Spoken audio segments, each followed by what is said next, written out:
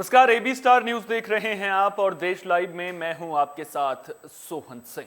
देश लाइव में बात करेंगे देश दुनिया की तमाम अहम खबरों की। शुरुआत करेंगे पश्चिम बंगाल की खबर के साथ में। दरअसल बंगाल जल रहा है। पश्चिम बंगाल में हिंसा की घटनाएं थमने का नाम नहीं ले रही हैं। बीरभूम का मामला अभी ठंडा भी नहीं पड़ा है कि अब नादिया में एक टीएमसी नेता की गोली मारकर हत्या कर दी गई है। घटना बुधवार देर रात की है। मृतक की पहचान सहदेव मंडल के रूप में हुई है, जो नादिया में टीएमसी का स्थानीय कार्यकर्ता था। सहदेव की पत्नी अनिमा मंडल बगुला की पंचायत सदस्य है। बता दें कि बुधवार रात को सहदेव मंडल सड़क पर लहूलुहान मिले थे, जिसके बाद लोग उन्हें बगुला के स्वास्थ्य केंद्र लेकर पहुंचे। हालात बिगड़ने पर उन्हें कृष्णानगर अस्पताल ले जाया गया, जहां उनकी मौत हो गई। वहीं हुगली के तारकेश्वर में टीएमसी की महिला पार्षद को कार से रौंदने की कोशिश की गई।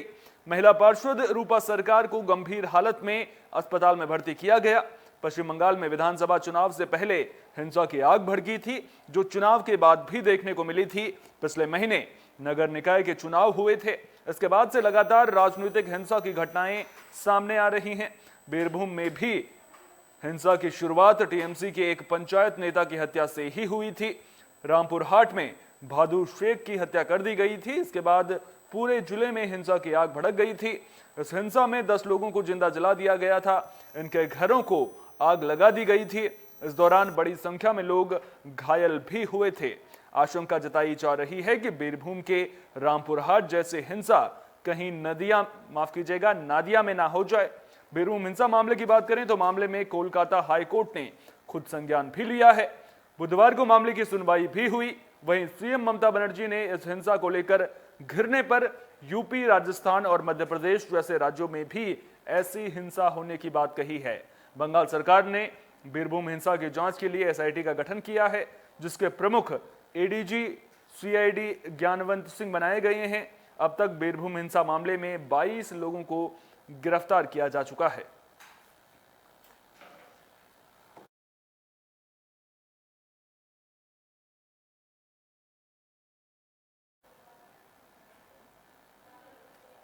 बुलेटिन में अब बात रूस यूक्रेन जंग की भी कर लेते हैं। दरअसल रूस और यूक्रेन के बीच जंग लगातार जारी है और इस जंग के बीच जो खबर सामने आ रही है वो पूरी दुनिया की टेंशन बढ़ाने वाली है।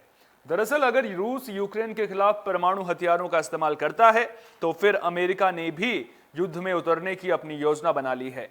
न्यूयॉर्क टाइम्स के हवाले से कीव इंडिपेंडेंट की रिपोर्ट में इस बात का जिक्र किया गया है। इस प्रक्रिया में शामिल अधिकारियों की माने तो राष्ट्रीय सुरक्षा अधिकारियों की एक टीम, जिसे टाइगर टीम कहा जाता है, वो इस पर विचार कर रही है। उनका कहना है कि अगर रूस नाटो क्षेत्रों में काफिले पर हमला करता है और यूक्रेन में इन हथियारों को उतारता है तो अमेरिका जवाब देने के लिए तैयार मिलेगा। अमेरिका के विदेश मंत्री एंटनी ब्लिंकन ने कहा कि रूस ने यूक्रेन में युद्ध अपराधों को अंजाम दिया है और बाइडेन प्रशासन अन्य के साथ मिलकर अपराधियों के खिलाफ मुकदमा चलाने के लिए काम करेगा। वहीं अमेरिका के शीर्ष राजनयिक का कहना है कि अमेरिका जानकारी को सहयोगियों, साझेदारों और अंतर्राष्ट्रीय संस्थानों के साथ साझा करेगा, जिनकी जिम्मेदारी युद्ध अपराधों और मानवता के खिलाफ अपराध के आरोपों की जांच करना है। वहीं दूसरी ओर रूसी राष्ट्रपति व्लादिमीर पुतिन के एक शीर्ष सलाहकार ने सरकार से इस्तीफा दे दिया है और कथित तौर पर यूक्रेन पर रूस के आक्रमण के विरोध में रूस छोड़ दिया है।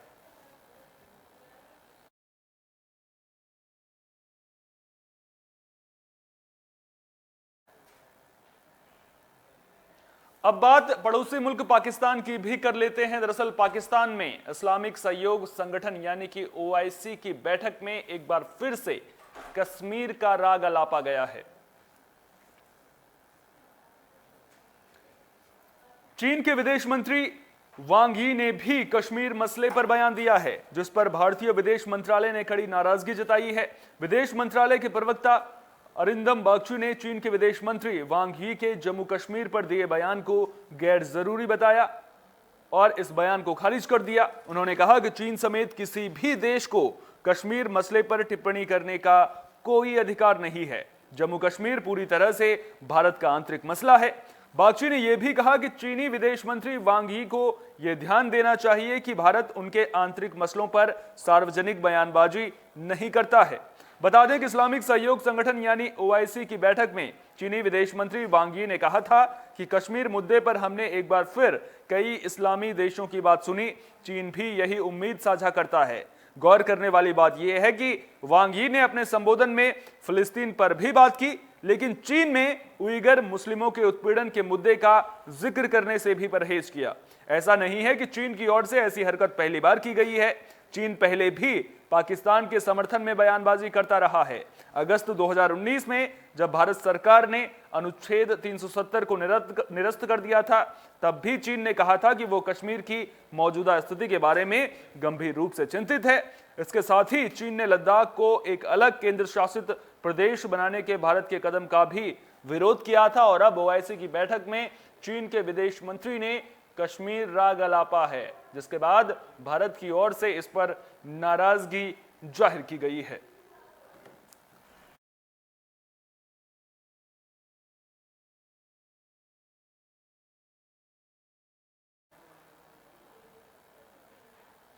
बुलेटिन में अब बात कांग्रेस पार्टी की भी कर लेते हैं। दरअसल 5 राज्यों में हार के बाद कांग्रेस मंथन करने में जुटी हुई है। लगातार बैठकों का सिलसिला चल रहा है।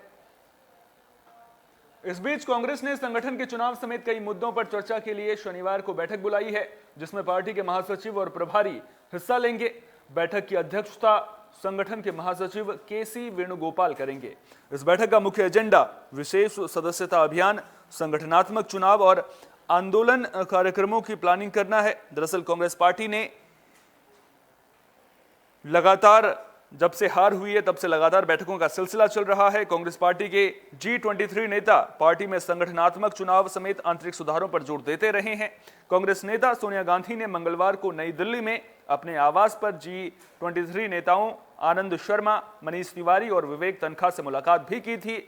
ये नेता 5 राज्यों में हाल ही में संपन्न विधानसभा चुनावों में कांग्रेस की हार पर सवाल उठा रहे हैं। सोनिया गांधी पार्टी के भीतर गहरी दरार को पाटने की कोशिश कर रही हैं। लगातार इन नेताओं से मुलाकात भी कर रही हैं। माना यह जाता है कि G23 के नेता संगठनात्मक बदलाव पर जोर दे रहे हैं, जबकि सोनिया गांधी ने बैठक में कहा कि पार्टी अध्यक्ष के लिए अगस्त-सितंबर के चुनाव के बाद जरूरी कदम उठाए जाएंगे। कांग्रेस को 5 राज्यों में हार का सामना करना पड़ा था, जहां हाल ही में चुनाव हुए थे। हिमाचल प्रदेश और गुजरात में इस साल के अंत में विधानसभा चुनाव होने हैं। देखना दिलचस्प होगा कि इन राज्यों में कांग्रेस पार्टी किस तैयारी के साथ उतरती है।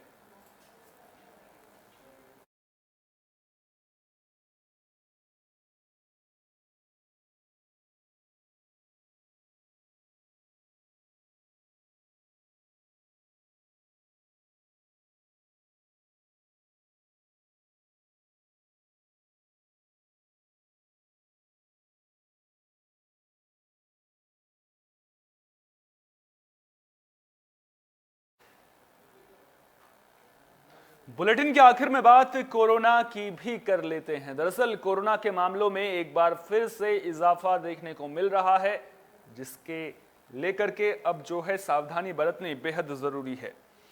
बीते 24 घंटों की बात करें तो कोरोना के 1938 नए मामले सामने आए हैं। इस दौरान 67 लोगों की भी मौत हो गई है। बता दें कि बुधवार को कोरोना के 1778 मामले सामने आए थे, जबकि मंगलवार को 1581 मरीज मिले थे। राहत की बात यह है कि कोरोना के एक्टिव मामले लगातार घट रहे हैं। बीते 24 घंटे में कोरोना के 2531 मरीज ठीक हुए हैं। इसके साथ ही एक्टिव केस भी घटकर 22,427 हो गए हैं। बुधवार को कोरोना के 23,087 एक्टिव मामले थे। कोरोना से अब तक कुल 4,24,75,588 लोग ठीक हो चुके हैं, जबकि 5,16,672 लोगों की जान जा चुकी है। इससे पहले केंद्र सरकार ने बुधवार को 31 मार्च से सभी कोविड पाबंदियों को खत्म करने का ऐलान किया। हालांकि अभी फेस मास्क लगाना जरूरी होगा। 2 साल बाद सरकार ने कोविड पाबंदियां खत्म की हैं। केंद्रीय स्वास्थ्य सचिव राजेश ने राज्यों को पत्र लिखा है। उन्होंने कहा कि कोरोना की निगरानी और रोकथाम को लेकर स्वास्थ्य मंत्रालय के दिशा निर्देश लागू रहेंगे। वहीं केंद्रीय गृह सचिव अजय भल्ला ने कहा कि अब आपदा अधिनियम के प्रावधानों को लागू करने की जरूरत नहीं है। गृह मंत्रालय की ओर से इस संबंध में कोई और आदेश जारी नहीं होगा।